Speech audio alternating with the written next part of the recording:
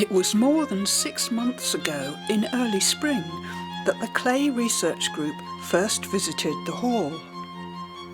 They explored the interiors and grand rooms, photographing areas of interest, and always the lake featured in the distance.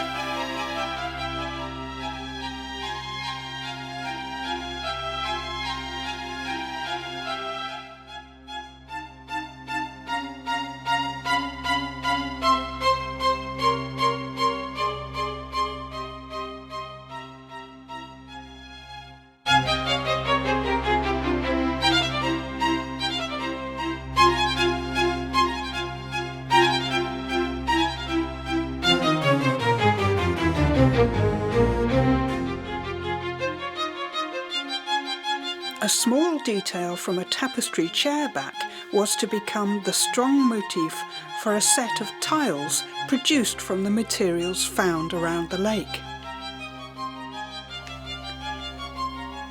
The group returned in the autumn to present their end-of-project show.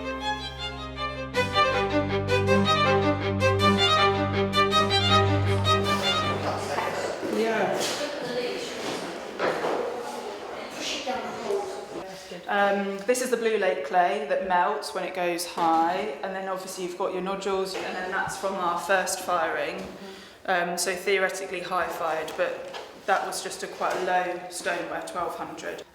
This is kind of an area that references maybe the first firing, so a lower, more soft firing, and this was from the bag wall that was at the front, so that was like...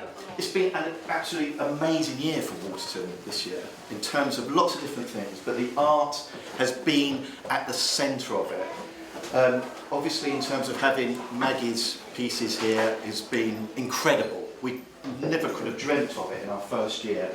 It's been so exciting. Rose pieces in combination, and obviously Nessie's as well in here. Yeah. An absolute central part of it has been what the Clay Research Group has done as well. Absolute core part of what we've done with the art programme. People have been so interested.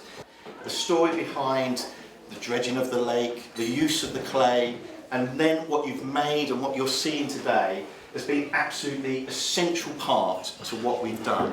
And I think you should all be so proud of what you've done. So a round of applause, the first one, I think. And it has been a real honour to work both with the team here at Wolterton and all the artists that have been involved with the entire project, opening up the history of the building, but also trying to bring a new community back to Wolterton. So the overarching idea for Seascape, the exhibition which Maggie is in upstairs, which many of you have seen. If you haven't seen it, please go and have a look, up in the Marble Hall and in the portrait room. Those themes have been continued into this project here with the Clay Research Group, because the lake was being dredged, and it's a 10-acre lake, and it's key to the landscape and the sightlines from this building. So the opportunity was to use the material from the lake as it's being dredged. So the idea was to bring it all together and to start something which is really sustainable, and that the estate really starts to become part of the fabric of today in this area.